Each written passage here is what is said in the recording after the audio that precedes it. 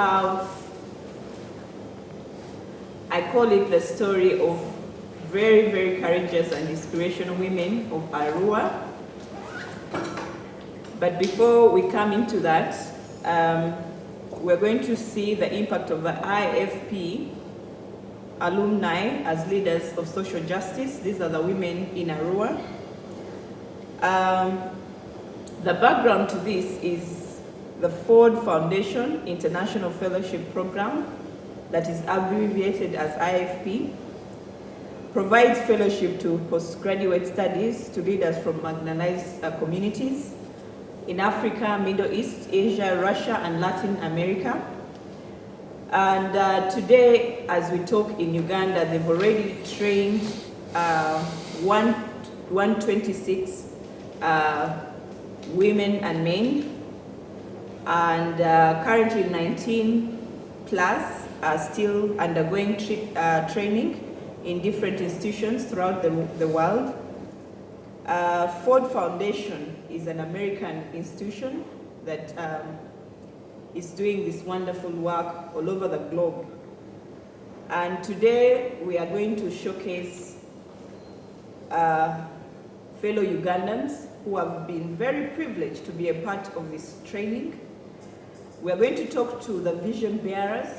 That is, Ford Foundation has a partner, a local partner, Ugandan institution called Association for the Advancement of Higher Education and Development, which is abbreviated as AHED. And we are going to also talk to one of the people that sits on the selection panel of the IFP board or panel. You're most welcome, Mr. Stephen Kaheru, who is one of the managers of AHED, and Dr. Mpeza, as he's known. Dr. Mpeza, I know, is not new into the education field.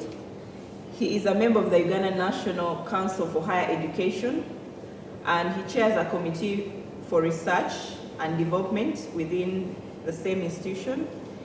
He also sits on the Committee of Quality Assurance and Accreditation. You're most welcome, sir. Thank you very much. And the first question will go to Mr. Stephen Kaheru, and that is, give a background to the Ford Foundation International Fellowship Program in Uganda. Thank you, Farida, and viewers. The Ford Foundation International Fellowships Program was conceived about 10 years ago as a program of human achievement. The vision, as it was conceived, was to promote social justice, community development, and access to higher education.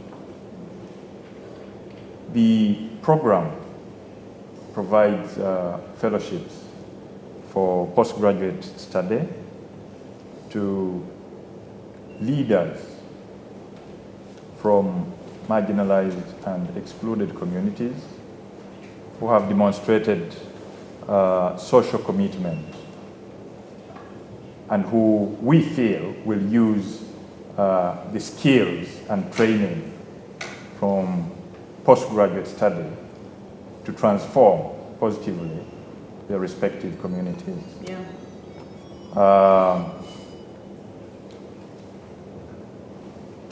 We have been doing this for the last 10 years. Yes.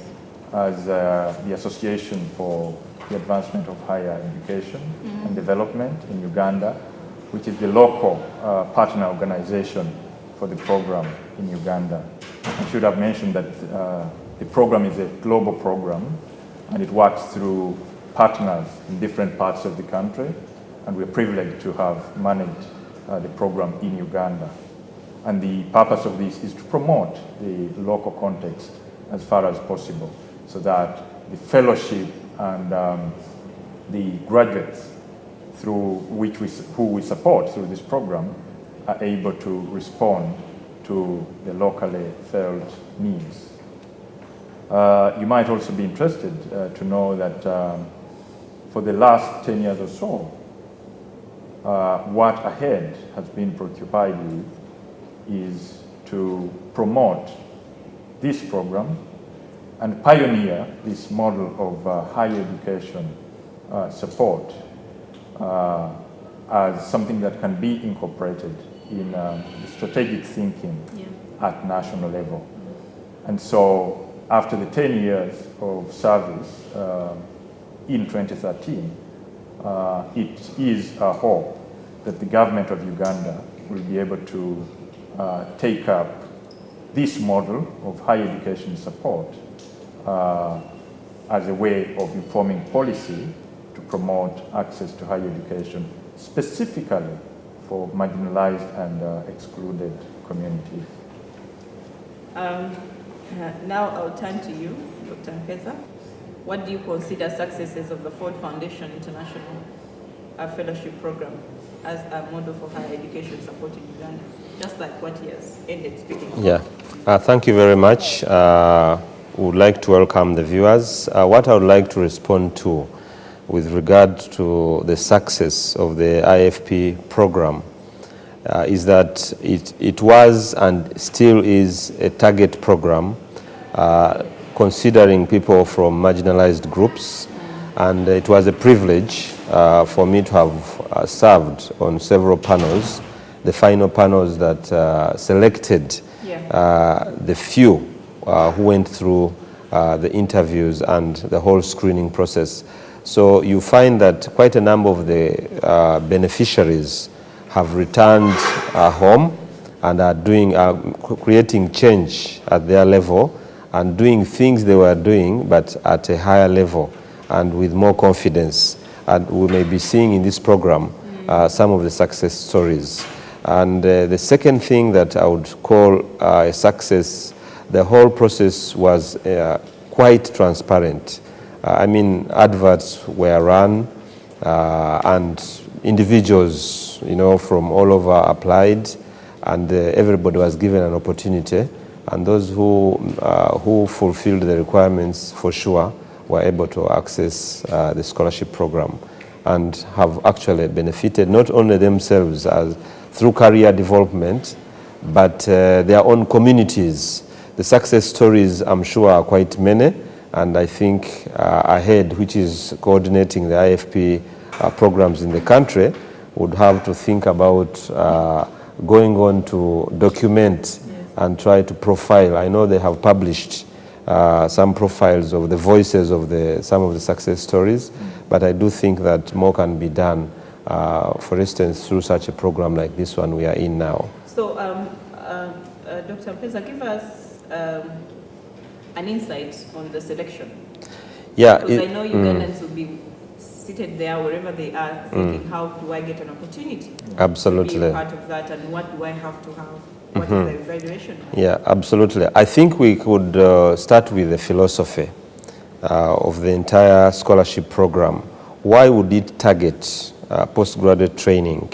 First of all, before you even look at the selection process, we know that the program targeted people who are already holders of first degree and are already working with communities and have something to show as a success story. So you're already working with success people? Yes, absolutely. All you needed is accomplished people.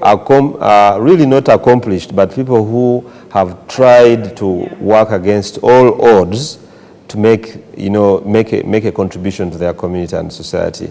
And so the philosophy of the IFP program was and is still to try and get these people to undertake graduate training at master's level. There are also a couple of PhDs in the beginning, but at master's level, which is the bulk of the beneficiaries, you actually know more about a little. This is the concept. In other words, people specialize and they get their master's degrees. They get new skills, especially exposure in very world-class universities. Thank you for being on the Nambi Talk Show. Thank you.